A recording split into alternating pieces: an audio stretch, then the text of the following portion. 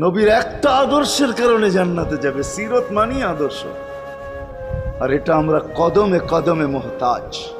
কেননা এই ছোট জীবনটা যদি গ্রহণযোগ্যতা পর্যন্ত পৌঁছাইতে হয় আল্লাহর কাছে, চাই নারী হই, চাই যুবক হই, চাই বৃদ্ধ হই, যেই মানুষই হই না কেন, যেখানেরই হই না কেন, যেই বাসারই হই না কেন, যেই বর্ণেরই হই না কেন, যেই পেশারই হই না কেন, যেই সোসাইটিরই হই না কেন, এই জীবনটাকে যদি গ্রহণযোগ্যতা পর্যন্ত পৌঁছাইতে হয় কার কাছে? দুনিয়া আলাদের কাছে না, মালিকের কাছে, যিনি এক ফোঁটা পানির থেকে অস্তিত্ব দিছেন, যার কাছে আবার আমাদেরকে ফিরা যেতে হবে।